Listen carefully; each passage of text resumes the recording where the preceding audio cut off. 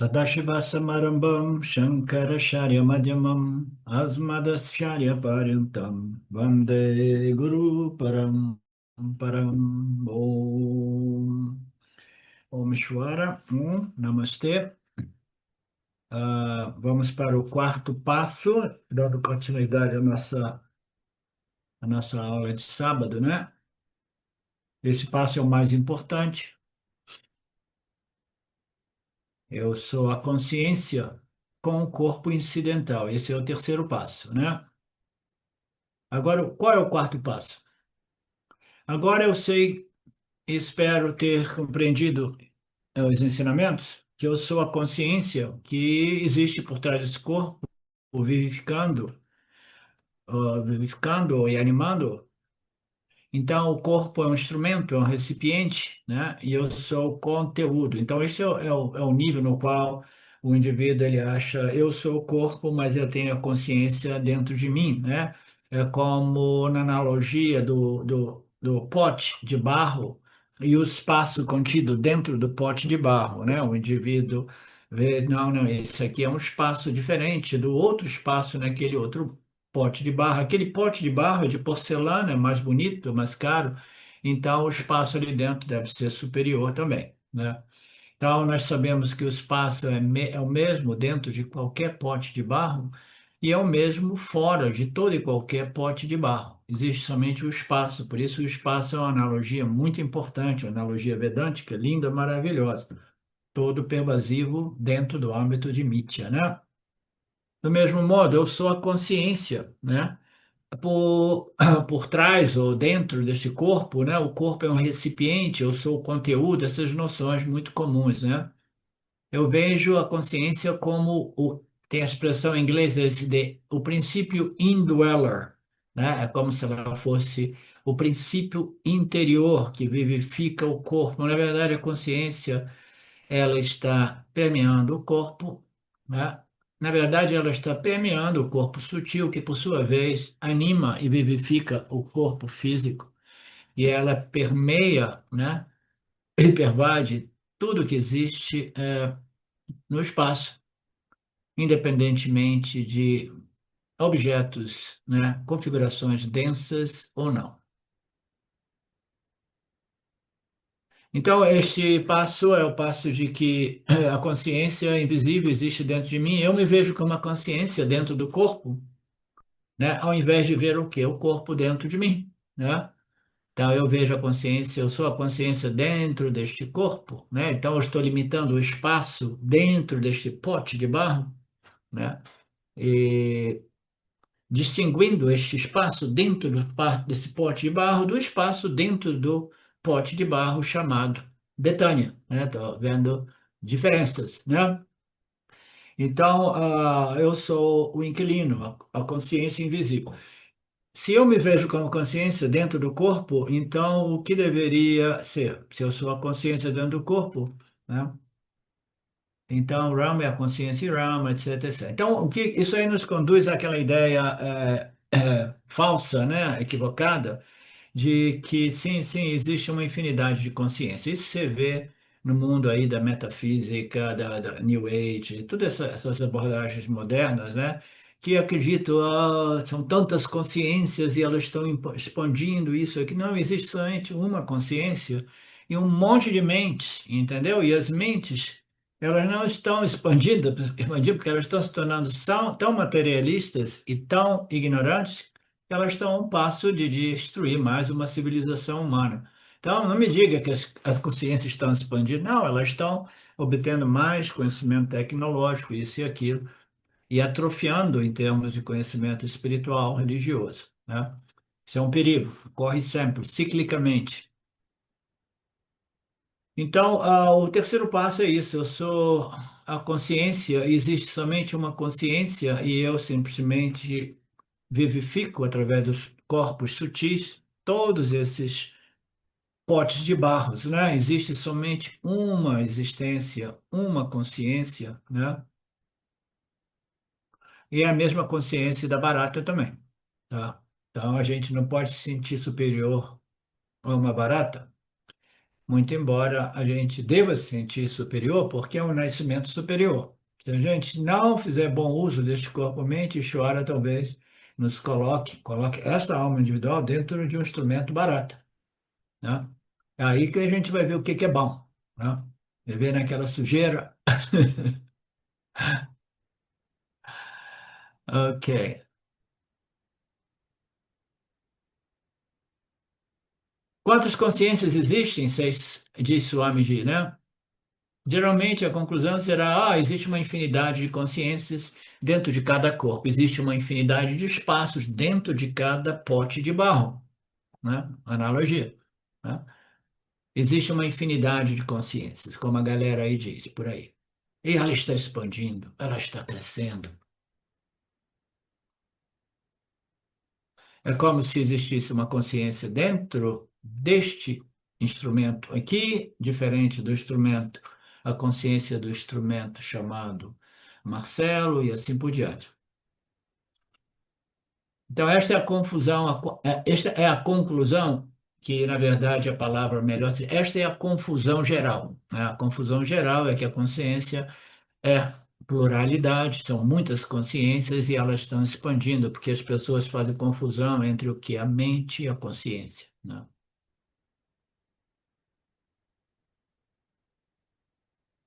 Muitos filósofos chegam a essa conclusão, inclusive Shankya, né? O filósofo Shankya diz que cada corpo tem uma Atma, né? Uma existência. Portanto, quantas existências existem, quantos corpos existem, e ambos são reais. Então, segundo essa filosofia do Shankya, né, a dualidade é realidade porque existe a consciência, mas a consciência ela não é não dual una, é uma consciência que se expressa, né, juntamente com diversos corpos. Em outras palavras, a realidade é a diversidade, é a dualidade, é a pluralidade, né? Então, Krishna aqui diz que você tem que notar a diferença. Qual é a diferença? Os corpos são recipientes, eles são muitos, mas a consciência é sempre a mesma, tá? Só existe uma consciência. Mas é tão difícil compreender isso? Será que é muito difícil assim, Marcelo? Né? Coisa mais simples, né? Professor, com essa analogia, né, do pote de barro e dos espaços, fica muito mais simples, né, essa explicação. Eu acho que essa analogia ela é muito potente, né, porque daí não pode se dizer que tem vários espaços, né, e acho que esse é muito... Por isso que o espaço é um símbolo do ser muito bom, né? Muito bacana, né? Todo pervasivo espaço dentro do âmbito de Mitya, né? Os corpos são muitos, o Atma é um e o mesmo, mas a dificuldade aqui é porque essa é a chave, entendeu? A chave é você fazer esta viveka, Betânia, entre a mente, que são diversas, são muitas, né? São infinitamente diferentes em suas configurações, fazer a distinção, né, entre a mente e a consciência, né? Isso só pode ser feito sob a luz dos ensinamentos dos Upanishads, né, e do Vedanta, né? E precisa ser feito com a ajuda de um professor realmente competente e autorrealizado, de modo que o indivíduo não acabe acreditando que o conhecimento indireto é sinônimo de autoconhecimento, entendeu? Então tem que ser feito com muita atenção, com muito cuidado, esta discriminação entre uma consciência não dual, a mesma consciência, tá? A única realidade, a realidade é não a dualidade. Isso a gente precisa de pensar, fazer um nididhyasana sobre isso. A realidade é a não dualidade. Só existe Satchitananda Brahman, só existe uma consciência, e uma existência sem nada além de si, um sem o segundo, né? Então, só existe isso, a consciência é a única realidade, né? Por quê? Porque, caso contrário, a gente vai estar identificado com uma modificação que existe dentro desta consciência, que é uma modificação dentro da mente do indivíduo, que são esses vrittis, essas noções intelectuais mentais, que definem o indivíduo. Aí o indivíduo, ele acha, sim, sim, sim, tudo bem, existe somente uma consciência, eu sou a consciência, mas eu não vou abrir mão dos atributos e propriedades e características do meu corpo-mente. Eu vou levar tudo isso comigo e vou sobrepor na compreensão a Ram Brahmasmita. Então, essa compreensão, a única realidade, é Nirguna Atma. Não existe nada, nenhuma qualidade, nenhuma propriedade, nenhum atributo, nenhuma característica, tá? Existe somente a consciência ou a existência, né? Consciência e existência, uma sem o segundo, é a única realidade. Se a gente não compreende a não dualidade, a gente vai ter muita dificuldade de realmente compreender o Vedanta, né? Essa pluralidade são pluralidades de sobreposições aparentes produzidas pelo poder de Maya, dos gunas, tá? Então, todas essas configurações, né, o nosso corpo, mente, sentido, é uma sobreposição possível somente através dos gunas de Maya. Ela é absolutamente única, como dizem alguns cientistas, né? Você não encontra nem mesmo dois flocos de neves idênticos neste planeta, né? É a unicidade, né? É absoluta, né? Então, nós temos que compreender que em Mítia a diversidade é lei, mas Mítia é uma realidade aparente. A realidade real é não dual, é somente a consciência, e a consciência é a nossa real natureza, né? E a gente tem que ter essa clareza de compreensão do significado que é a não dualidade, de modo que a gente possa fazer esta discriminação sem misturar Satya com Mithya, ficar transferindo coisas de Mithya à minha compreensão de que só existe Satya, né? Mas, né, eu não quero perder a minha individualidade, né? Eu quero ser, né, um grande Mahatma, né, um grande realizado, etc, etc. Professor, Sim. fiquei pensando aqui, né? Sem você ficar bravo comigo, outro dia eu estava lendo os Yoga Sutras de Patanjali. É que eu queria saber porque, né, como é que era aquilo e tal. E é muito importante, né? Acho que essa colocação e essa explanação que você faz, que o Paramartananda traz, porque tem o primeiro passo, e aí você tem uma conclusão, um segundo passo, aí você tem outra conclusão, terceiro passo, você tem uma terceira conclusão. E percebi em Patanjali que ele para nessa terceiro passo, né? Na terceiro passo mesmo da consciência com o corpo incidental, né? E não faz o quarto passo. E aí traz ainda essa não conclusão, essa não chegada ao conhecimento final, né? Então, é muito bonito o Yoga Sutras e muito alinhado com o Karma Yoga e com todos os passos anteriores, mas ainda falta um pedaço, né? Então, o quanto esse conhecimento completo mesmo, né, que é o único que vai realmente libertar. Queria trazer só esse, porque quando ele fala agora vamos para o quarto passo, né, é uma coisa que faz toda a diferença. É. O quarto passo é a yoga da compreensão, né, que requer o nididhyasana, ouvir, contemplar, refletir, né, de que só existe realmente uma realidade, e a realidade é não dual. Eu sou a consciência, e eu sou a consciência nirguna, nirguna atma, né? Ultimamente, não sei se é aqui ou nas minhas aulas em inglês, eu tenho utilizado esse termo, o, o saguna jiva e o nirguna jiva, entendeu? O que é que significa, né? A minha real natureza é livre dos gunas, é a consciência, né? A minha natureza saguna é esta configuração produzida através do poder de Maya, Maheshwara, né? Então eu tenho duas naturezas, uma é saguna jiva, a outra é nirguna jiva. Então tudo no universo possui essas duas naturezas, né? Mas a única natureza que é absolutamente real é nirguna, né? Então, o Nididhyasana do Vedanta é algo que não envolve fazer nada para produzir um melhoramento no corpo, mente e sentidos, mas envolve refletir, contemplar sobre a luz dos ensinamentos dos Upanishads, essas declarações de realidade, declarações de identidade, existe somente a consciência e você é essa consciência livre, independente de tudo. Então, este é a parte final que não tem um apelo nas massas. As massas gostam de fazer coisas para obter melhoramentos ou resultados mais tangíveis, tá?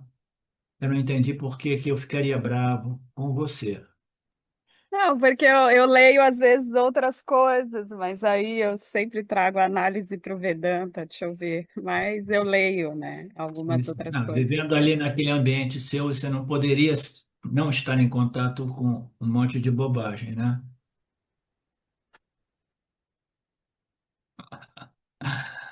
Ok. Quantos Atmas existem? Um. Aqui o Senhor Krishna diz: você tem que notar a diferença. Qual é a diferença? Os corpos são recipientes, consciência é uma, etc, etc. Consciência está em todos os corpos. A consciência está dentro de todos os potes, está entre os potes, né, etc, etc. A única coisa que devemos lembrar, esse é um outro ponto-chave para o autoconhecimento, a única coisa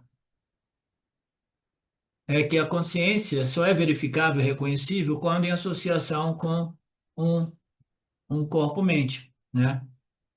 Através do corpo, né, essa consciência se manifesta como uma entidade que experiencia e conhece, tá? Então, este é o ponto importante, eu coloco esse ponto como muito importante, é porque aquilo que nós somos não é uma entidade que experiencia e conhece. E a identificação nossa é que eu sou uma identidade que uma entidade que experiencia e conhece. Eu não quero abrir mão do meu status como entidade experienciadora, conhecedora, né? Então, a primeira coisa da gente compreender é que você compreender de fato que você é a consciência, essa entidade que não é um princípio que experiencia e conhece nada, ela não cancela, né, a sua, a sua manifestação aparente ou a sua identidade aparente como corpo-mente que experiencia e conhece, mas é um instrumento incidental que vem e vai. Então, tudo bem. Você quer o quê? Você quer se estabelecer na compreensão de que a sua real natureza é aquele princípio eterno, que jamais nasce e jamais morre, mas não é uma entidade experiencial, né? Ou você quer se identificar com seu instrumento de conhecimento e experiência, que é sujeito ao nascimento e à morte, mas que é um meio através do qual você pode experienciar a dualidade, né? Os prazeres e dores, alegrias e tristezas da vida, né? Então, é importante a gente compreender isso. Não, eu quero me identificar com esse princípio consciência, sabendo que isso não vai cancelar ou destruir a minha natureza inferior, mas que, na medida que eu compreendo isso de fato e profundamente, eu vou começar a não estar muito mais interessado na minha identidade inferior como entidade que experiencia as alegrias e as dores da vida. Você vai perdendo tesão em tudo isso, entendeu? Então, é importante a gente compreender isso, né? O custo-benefício. Eu sei que eu sou a consciência, mas eu não sou uma entidade que experiencia e conhece nada, né? Eu sou o princípio jamais nascido, etc, etc. Ou eu sou o corpo-mente. Saber que eu sou a consciência não cancela esse corpo-mente, mas esse corpo-mente ele vai perdendo estímulo na medida que ele realmente reconheceu a sua real natureza, ou sua natureza superior, como a água do oceano purna, né? Antes ela estava identificada como a onda dentro do âmbito do oceano, depois ela começou a contemplar a sua identidade como parte integrante do oceano e depois ela reconheceu a sua real identidade como a água de ambos, o oceano e as ondas, né? Então a onda ela não deixa de existir, muito embora essa transferência de identificação faça de modo que essa onda se torne sempre mais serena, mais serena, mais serena, literalmente, porque o oceano pode criar ondulações, né? Como a superfície de um lago pode estar tão bem resolvida e serena que ela se torna um refletor natural, né? Ela pode estar agitada, né? Esse givo humano é sempre agitado através de raga e dvesha, né? E ela não consegue se ver neste reflexo, né? Maravilhoso que é o corpo sutil, que reflete essa consciência original como a real natureza da mente, né? Então, a consciência ela é reconhecível somente e ela somente é verificável através de um corpo-mente, né? No meio da consciência, no meio a consciência é existente, mas não é reconhecível. No meio, porque os corpos não estão lá. Então, entre um nascimento e outro, a consciência está ali na alma, porque a consciência é aquilo que é toda pervasiva na ausência e presença e na presença e na ausência da projeção de Maia, né? Na ausência do universo, do cosmos. Reconhecer a consciência é uma outra coisa, só é possível através desta encarnação humana, na qual nós vemos o reflexo da consciência, na qual a gente vê este princípio, né, consciência, operando esse instrumento incidental, o corpo-mente. Então, eu, através de muitos méritos espirituais, de um karma muito favorável, vou entrar em contato com as escrituras e começar a fazer essa discriminação entre a consciência não dual e as mentes plurais, né? Pluralistas, né? As mentes que são únicas e infinitas em números, né?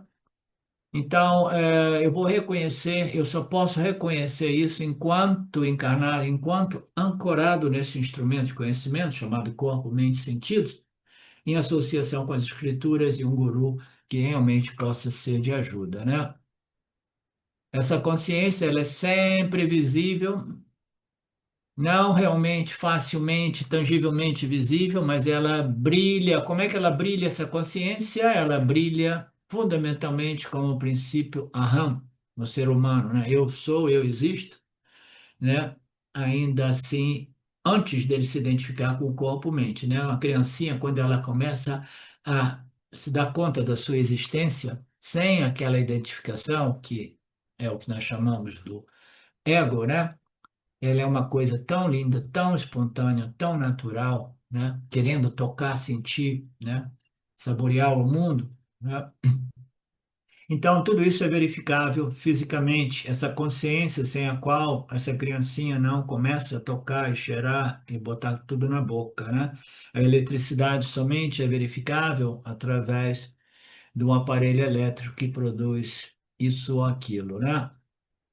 A luz no meu primeiro dedo, segundo, então aqui a gente tem que fazer uma transferência, né?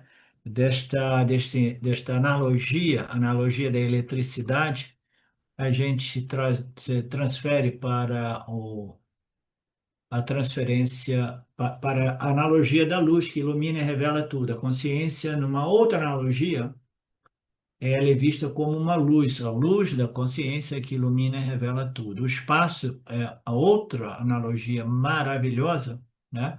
Porque ela representa o aspecto sat de Brahman, a existência, tá? Então toda a existência ela é contida nesse espaço do universo, do cosmos, né? Então é um ótimo porque é através do espaço que tudo que existe surge, né?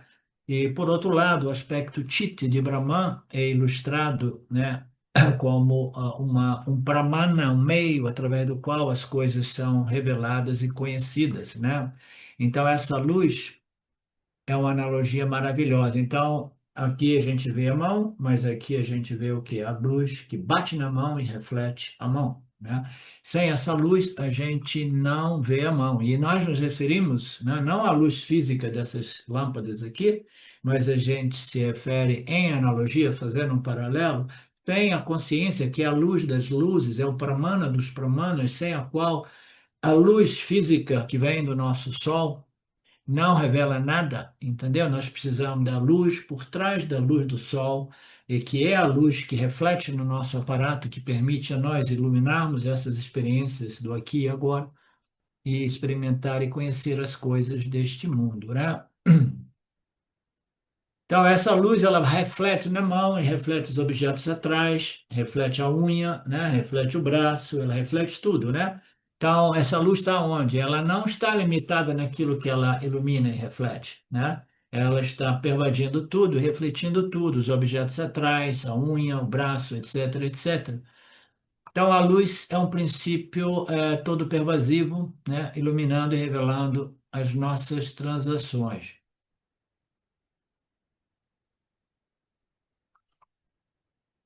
Mas o problema é esse, a gente desconta a luz, né, e a gente só vê aquilo que ela ilumina e revela. É exatamente o fato, né? Esta consciência que brilha, né, no intelecto humano, ela ilumina as nossas transações. E tal qual a criancinha na idade de 1, 2, 3, 4 anos, ela sofre aquele fascínio por essas experiências e ela nem se dá conta da luz que está permitindo ela entrar em contato com os objetos ao redor. A luz está iluminando e revelando as coisas, e a criancinha, desde dessa idade mais jovem, ela desconta, ela ignora a luz, a consciência, né? Que é a luz da luz, né? Então, esse princípio iluminador da luz, prakashaka, prakashaka, está iluminando tudo incondicionalmente, indiscriminadamente, né? E simplesmente aonde a gente coloca a nossa atenção, a gente encontra o objeto, mas a tragédia é que a gente desconta a luz da consciência, sempre, sempre, sempre. Então, uma outra sadhana vedântica importante é você lembrar: eu sou a luz da consciência que ilumina e revela este corpo-mente e os objetos de experiência, conhecimento obtidos através deste corpo-mente. Eu sou a luz, eu sou a luz, eu sou a luz, né? Eu sou o espaço todo verdadeiro. São duas ferramentas vedânticas, né? O espaço e a luz são dois símbolos maravilhosos. Um se refere ao aspecto Sat de Brahman, o espaço, e o outro ao aspecto Chit de Brahman. Na ausência de objetos, o que ocorre? A luz está ali, a luz é auto-evidente, auto-reveladora, né? Então a luz está presente. Você lembra daquela analogia que os vedantinos do Vedanta Brasil foram no teatro lá em São Paulo assistir uma peça, né? Aí eles estavam curtindo a peça, etc, etc. Aí no final acabou tudo, eles fecharam né, como é que se diz? A cortina do coisa, assim, e as pessoas estavam se levantando para ir embora. Aí a Betanta, não, a Betânia, ela simplesmente falou: não, não, não, espera aí, porque o mais importante ainda está rolando, né? Aí as pessoas, mas o quê, o quê, o quê? Aí o pessoal do teatro veio e falou: vocês têm que ir embora, cara, acabou, não tem mais nada aqui. Como não tem? A luz está acesa ainda. Eu aprecio, acima de tudo, a luz que ilumina e revela tudo, né? Então, essa analogia é importante.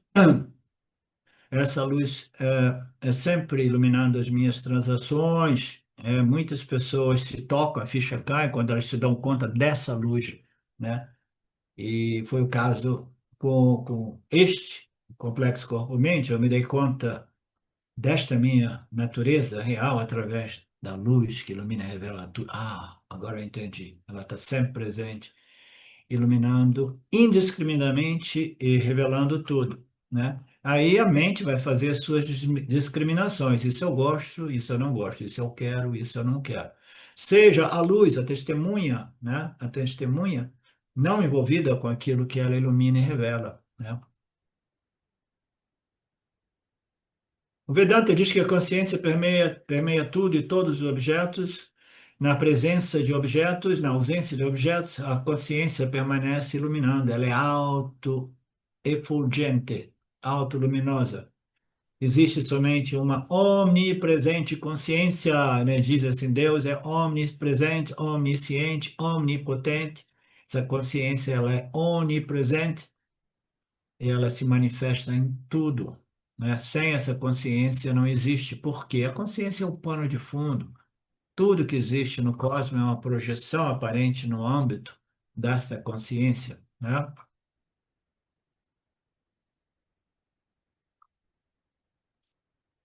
Até mesmo a ciência, isso só me falando 25 anos atrás, né, tem esse desafio, ela quer encontrar essa consciência no mundo Mithya. Vedanta dá a resposta: a consciência é você.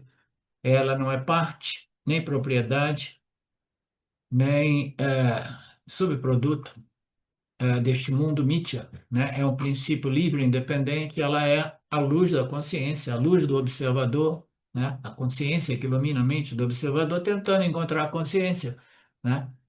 Você tem que se tocar simplesmente, parar de buscar aquilo que é a única realidade no mundo dos objetos fenomenais.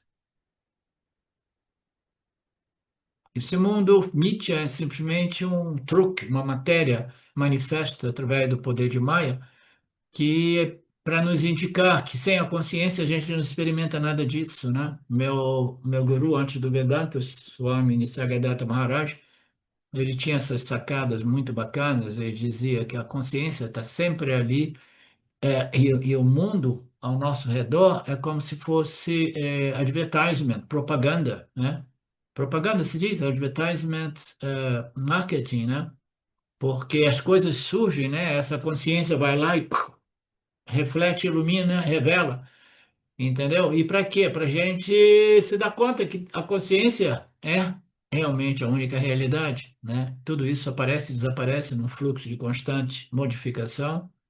Existe um princípio que é nirvikara, jamais se modifica e é não sujeito ao tempo, à chegada e à partida, né? Quando a matéria vai embora, a consciência permanece intacta, mas a sua verificação, a sua expressão, né, através do instrumento corpo-mente, não está à disponibilidade. Isso nós já entendemos, não temos nenhum problema. A gente tem que compreender: se eu tiver um desejo de continuar experimentando, o sistema Ishvara vai me conceder um outro instrumento para experimentar a dualidade. Nenhuma necessidade de ficar com medo, né? Ah, mas eu não vou ser eu. Porra, você não cansou ainda não de ser você? Essa história de ser você já criou tanto problema, né? Ah, mas eu sou tão linda agora, né? Eu não estou nem mesmo envelhecendo, né? Quando a matéria vai embora, a consciência ela permanece intacta. Ela vai arrumar um outro instrumento de experiência. Não se preocupe. Se você precisar como alma individual, você vai receber um outro instrumento. Então, o último passo é entender neste verso é que a consciência é onipresente. Ela é conhecida por dois nomes, né? Quais são os dois nomes aqui? Assim como membro da família é conhecido. Ok. Ela é conhecida como matéria e energia, assim mesmo, assim como membro da família, uma pessoa pode ser conhecida como mãe, né? Mãe e esposa, por exemplo. É o mesmo princípio, é a mesma entidade conhecida por dois nomes, que são relativos, referenciais, né? Em relação ao meu marido, eu sou uma esposa; em relação à minha filha, eu sou uma mãe, né? Do mesmo modo, a consciência aqui, nesta analogia, ela pode ser compreendida, né, através de duas expressões, né? Ou dois nomes, dois termos diferentes, né? Matéria e espírito, consciência e energias materiais. Isso vai depender do ângulo, a perspectiva da qual você vai olhar para a consciência, né? Então, do ponto de vista da matéria, você vai ver a consciência como a luz que ilumina e revela tudo, né? Do ponto de vista da consciência, você vê a consciência, a única realidade, né? Este princípio jamais não presente, né? Então, do ponto de vista da família, as duas pessoas podem ser vistas por dois nomes, cumprindo dois papéis. É a mesma pessoa, etc, etc. Da mesma forma, a consciência tem dois nomes. Quando a consciência é vista do ponto de vista de um único corpo individual, ela se chama Jivatma, né? Atma, a consciência vista do ponto de vista de um corpo individual, aquele princípio que imaginamos estejam vivificando diretamente o corpo físico, mas não é exatamente assim. Vivifica o corpo sutil, que por sua vez vivifica o corpo físico, né? Essa consciência vista do ponto de vista do corpo individual, né, é a consciência chamada refletida, é a consciência humana, é a Jiva Atma, né? Ou é a mente humana, tá? É a consciência. Então, o Papaji ele dava sempre esta sadhana para nós. Você pensa que você compreendeu que você não é o corpo? Sim, Papaji. Você compreendeu que você não é a mente? Sim, Papaji, mas estou ainda um pouco confuso. Então, você tem que rastrear a mente, fazer a investigação na mente e rastreia a mente para a sua fonte. Qual é a fonte da mente? Qual é a fonte desta consciência refletida? Qual é a fonte de consciência desta mente humana, né, desta consciência humana? É a consciência original. Se você rastreia a mente para a sua fonte, você descobre que você é. Então, esse era o princípio mais simples, mais sucinto, né? da proposta de investigação da natureza da realidade, que veio do Ramana e depois de Papaji e outras pessoas, né? Você investigue e rastreia a mente de volta à sua origem, né? A sua fonte, que é a consciência universal, original, não dual, né? Então, vista do ponto de vista da manifestação corpo, mente e sentidos, nós vemos a consciência chamada de Jiva Atma, e não é à toa que nós chamamos ela de Jiva Atma, né? No mundo dos outros círculos espirituais, né, são chamados de pessoas, né? Aqui nós não chamamos de Jivas, nós chamamos de Jiva Atmas, né? Eu tenho procurado enfatizar que o Atma é o mesmo Atma. O Atma, o ser, a existência, a consciência do Jiva é a mesma da ser, a existência, a consciência de Ishvara, que é a mesma de Brahman. Existe somente um Atma, existe somente um ser, uma consciência de natureza não dual, a única realidade, né? Então, nós chamamos de Jiva Atma, que é uma indicação que o Atma está presente, tá? É um Atma que é manifesto através do complexo corpo-mente, produzindo uma entidade pessoal, individual, chamada Jiva, né? Mas o Jiva amadurece e depois ele vai se desidentificando com este corpo material, mortal, né? E vai se identificando com a Atma do Jiva, né? Então, eu tenho feito algumas desses jogos de palavras ultimamente, dizendo que nós precisamos de ver o Jiva Atma e definir, eu sou o Jiva do Atma ou o Atma do Jiva, né? Porque se eu sou o Atma do Jiva, então eu estou identificado com o Jiva que tem um Atma, né? Mas se eu sou o Atma do Jiva, né? Então eu sou um Jiva, mas a minha real natureza é o Atma, é o ser, porque é o mesmo de Ishvara Atma e Paramatma.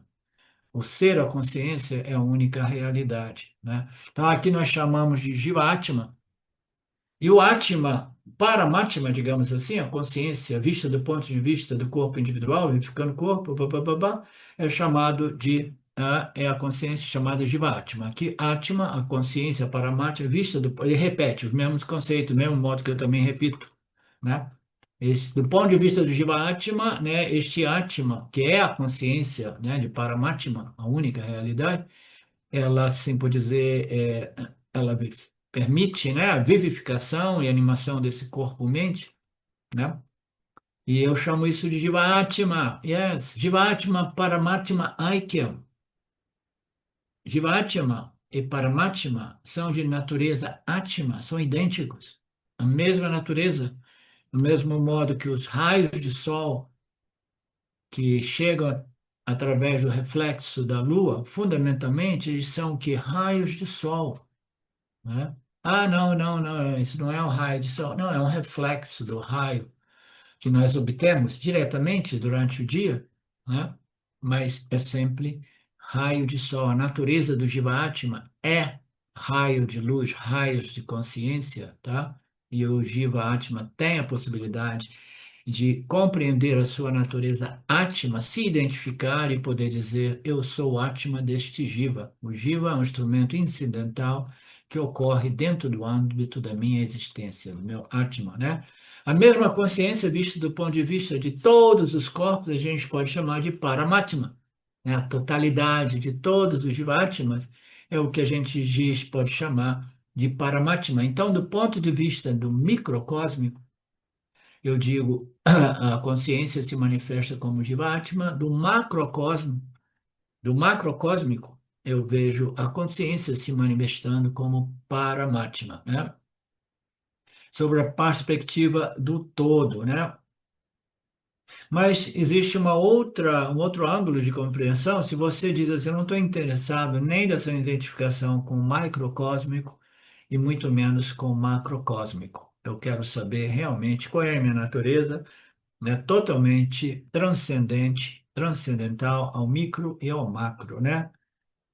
Então você tem que negar totalmente essa individualidade, seja ela micro, seja ela macro, né?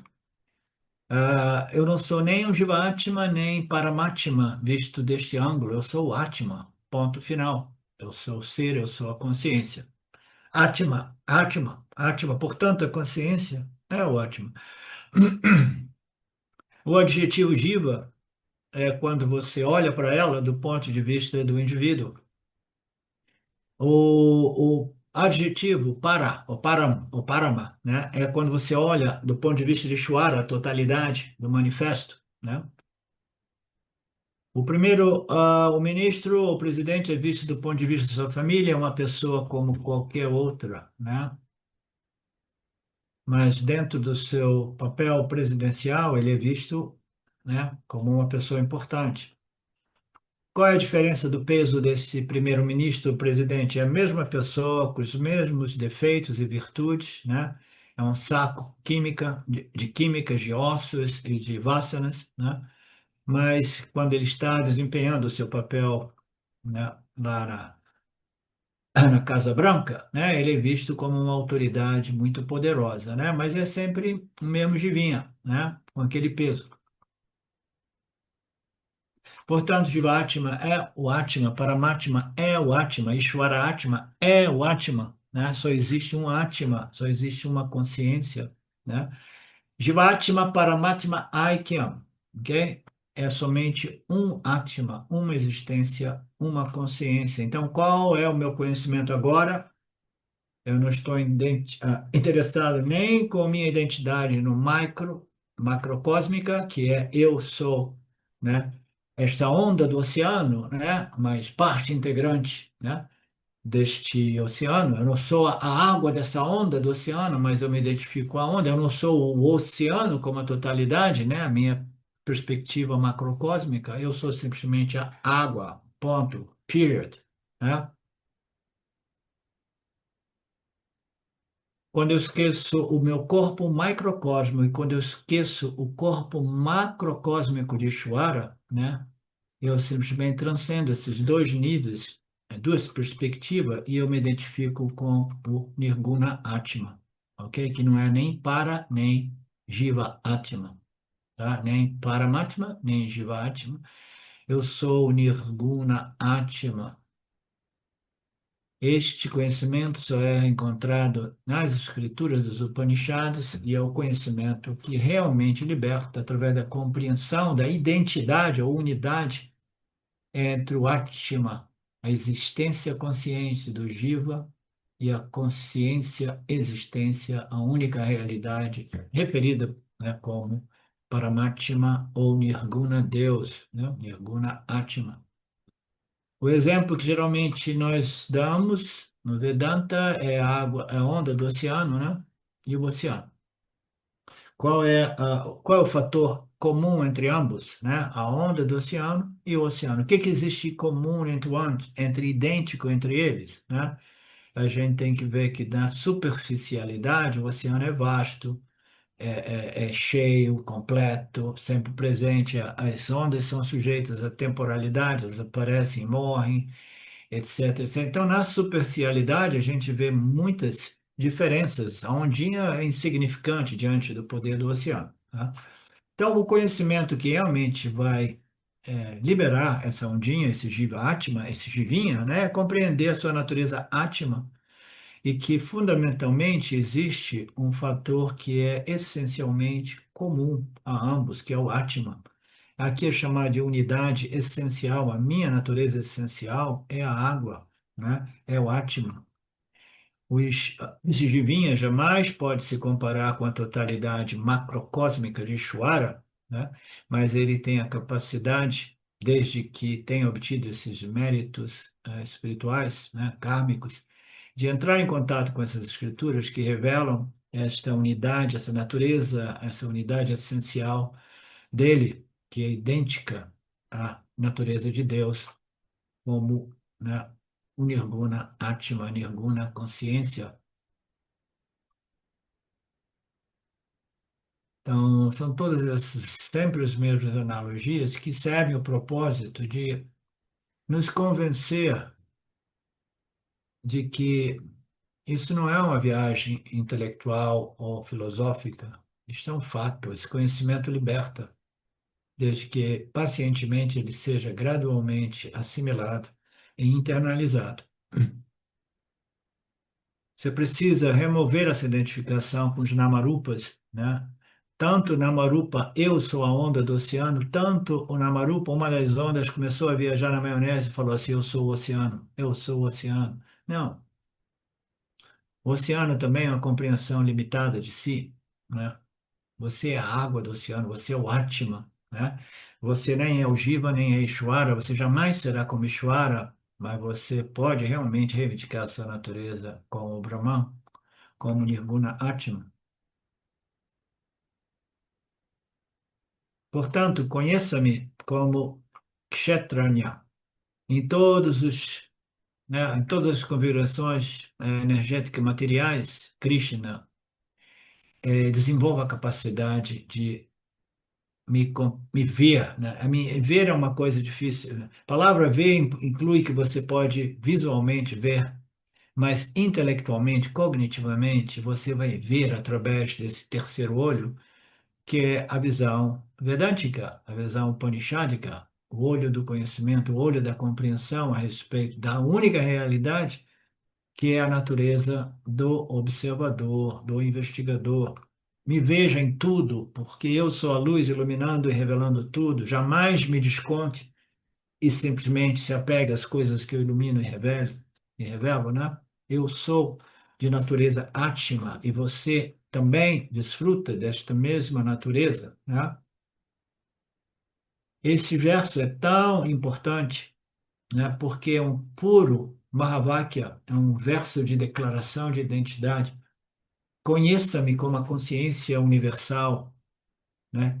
Totalmente livre e independente de todas as configurações materiais energéticas de Mitya, ó Krishna, ó Arjuna, ó estudante do Vedanta Brasil. O conhecimento desses dois princípios, matéria e espírito, consciência, né? E matéria inerte, energia inerte, é o conhecimento total, o considerado por mim o verdadeiro conhecimento, desde que ele seja devidamente compreendido, assimilado, livre de confusões entre Satya e Mithya, entre matéria e espírito.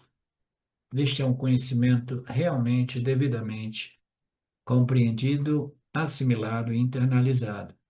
Este verso, revelando este fato, é chamado um verso Mahavakya, né? É um verso upanishádico, um verso muito, muito, muito profundo, importante. Shankaracharya faz um comentário elaborado sobre este verso, né? Que ocupa muitas páginas. E aí depois a galera do Vedanta chega lá fazendo subcomentários, comentários sobre os comentários de Shankaracharya. Aí você entra no campo dos Brahma Sutras, né? E você pode encontrar livros volumosos, né? Falando sobre comentários sobre os comentários sobre este verso.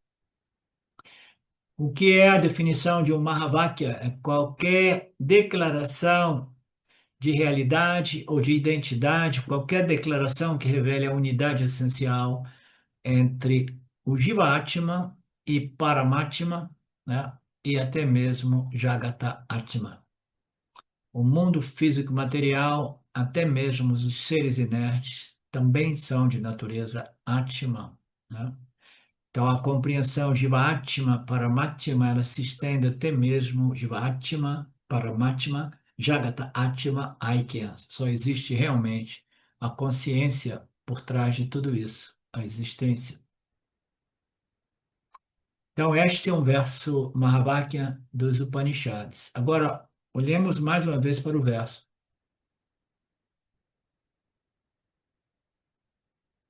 Entenda este verso, assimile cuidadosamente este verso. Conheça-me como conhecedor do campo. Nós vimos essas passagens, que eu sou este princípio que conhecedor do campo e que precisa ser conhecido por vocês, né? Esse princípio que ilumina e revela e nos permite conhecer, né? Não pode ser um elemento que nos distraia, de modo que a gente fique preso e amarrado no samsara, tentando conhecer tudo que está lá fora. Esse princípio está ali iluminando e revelando o campo. Identifique esse princípio conhecedor, se volte para esse princípio conhecedor, porque eu sou este princípio que precisa ser conhecido por vocês.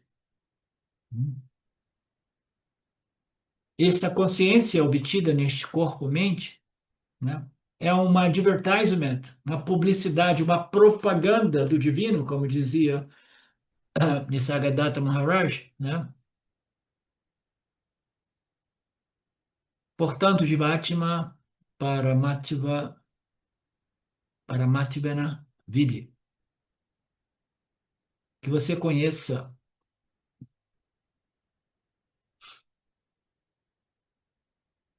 que você conheça a sua natureza Atma como a mesma natureza Ashma de Krishna Paramatma.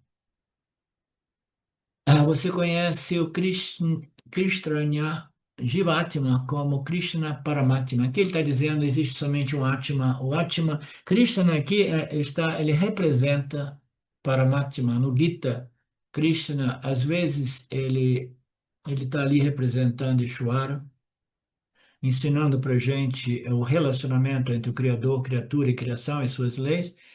E outras vezes ele está lá representando Paramatma ou Brahman, ele fala em nome de Paramatma, né? Então aqui ele está falando em nome de Paramatma, diga você, Jivatma, Krishtraniya, compreenda que você é de mesma natureza de Nirguna Atma, Paramatma, Krishna Paramatma, o corpo do Jivatma vai ser diferente dos outros corpos, inclusive do corpo de Krishna Guru. Os recipientes são diferentes, mas a consciência é a mesma, como nós sabemos, né?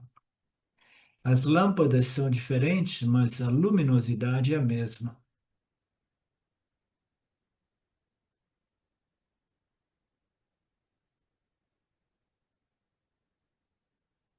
E aonde se encontra este Paramatma, né? Paramatma é a luz que ilumina e revela tudo aquilo que pode ser conhecido. Observe este Paramatma e se volte para ele. Este Paramatma é obtido em todos os corpos, no seu e nos outros lá fora, até mesmo nos corpos dos seres inertes. É mais fácil você verificar o Paramatma nos outros seres vivos, como nas plantas, e no reino vegetal, animal. Você vai vendo, né, este princípio, consciência manifesto como essa inteligência suprema, né, que, que governa esta ordem material, principalmente na natureza a gente vê isso, né? Então, saiba que ele é sempre disponível, né, no mundo físico material, principalmente nos seres sencientes, mas principalmente no seu intelecto humano, sempre brilhando como Aham, eu sou. E os Upanishads estão querendo lá nos convidar para que nós possamos redefinir esse Aham, de modo que a gente possa corrigir este erro fundamental, transferindo nossa compreensão do Aham, corpo, mente, Asmi, para o Aham, Brahma, Asmi. Sim, Betânia? Oi, professor. É, eu peguei o verso inicial ali e tá muito bonito trazer ele de volta, porque daí ele está explicando todos esses itens aí, né? E se você quiser, eu leio para você. Ok, leia para gente. Tá, que é o verso, né? E conheça-me como aí, né? Que se, não sei falar o nome direito. Trânia, em todos os quisetras. Ó, barata. E aí ele fala assim: conheça-me, né? Jivatma, conheça-me. A consciência em todos os corpos, vamos dizer, e no mundo. E o conhecimento de Kshetra e Kshetranya, e é considerado por mim como verdadeiro conhecimento. É considerado por mim para Paramatma como verdadeiro conhecimento, né? Então, aí ele fala, então, conheça todos os a consciência em todos os corpos, e o conhecimento dos corpos e da consciência que é considerado por mim. Ah, enfim, achei que foi bonito trazer de novo, porque Mas o Swami estava repetindo esse verso de novo e de novo aqui nas últimas passagens. E nas aulas anteriores foi muito bem claramente exposto que nós precisamos conhecer este princípio que brilha, né, no intelecto humano, eh, e porque não somente é o princípio do conhecedor que nos permite conhecer tudo, mas é o princípio que precisa ser conhecido. Tudo isso é feito para que a gente possa identificar, conhecer e reivindicar que nós somos este princípio conhecedor, tá? Então, isto é uma das coisas, o Vedanta, uma das definições do Vedanta é o conhecimento que precisa ser conhecido, porque este conhecimento, né, que precisa ser conhecido é o conhecimento que vai colocar fim à necessidade de conhecer, experimentar mais e mais e diferente, como meio de tentar me completar. Eu compreendi a natureza da realidade, aquilo que é a única realidade.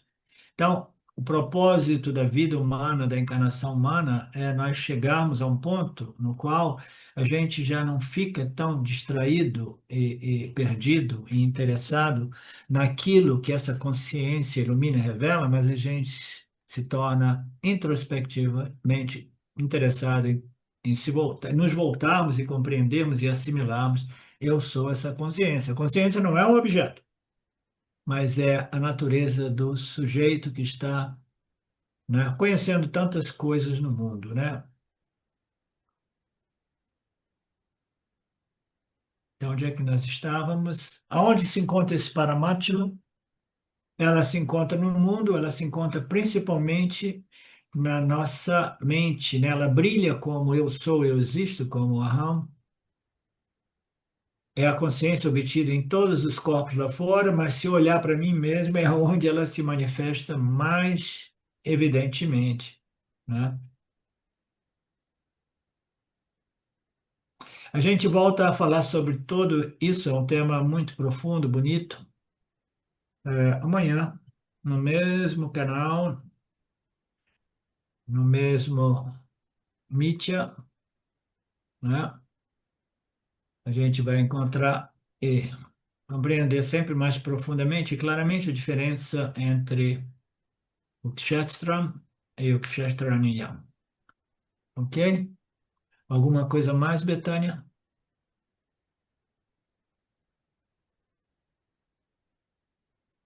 Você está com a mãozinha ainda lá? ai, desculpa. Então, queridos, muito prazer, satisfação enorme estar com vocês todo final de semana. A gente se encontra amanhã, Ishvara permitindo. Om Purnamada Purnamidam Purnamudachyate Purnasya Purnamadaya Purnameva Vashishate Om Shanti Shanti Shanti Om Namaste. Saudações. Eu quero aqui deixar um pequeno testemunho. Através do estudo do Vedanta, com os ensinamentos sendo esclarecidos especificamente pelo professor Arlindo Nagar, foram canceladas em mim algumas noções que eram relacionadas com a ideia que eu tinha a respeito de alcançar algo que representasse uma grande realização espiritual. Então o Vedanta fez com que, pela compreensão, a minha mente ela abandonasse o papel de buscador espiritual. E isso para mim foi um marco inicial para uma outra relação com o processo de desenvolvimento espiritual, do qual, saibamos disso bem ou mal, é um processo que fundamenta a vida de todos nós. E eu digo isso para estimular todos aqueles que chegam no Vedanta Brasil e entendem que podem se beneficiar da profunda imersão direcionada para o autoconhecimento que é promovida nesse grupo de estudos, que é um grupo que existe graças ao trabalho altruísta do professor Arlindo Nagar, suportado também pelo trabalho voluntário de pessoas que contribuem para a manutenção do grupo de diversas maneiras. E entre as várias formas de contribuir com esse trabalho, as contribuições regulares em dinheiro, elas são necessárias. Então, se você se beneficia do trabalho desenvolvido no Grupo de Estudos Vedanta Brasil, faça uma contribuição. Qualquer quantia é muito bem-vinda. As informações para transferências em dinheiro ficam disponíveis na seção Avisos do nosso grupo no Facebook e serão colocadas na descrição desse vídeo aqui também. Namaskaras.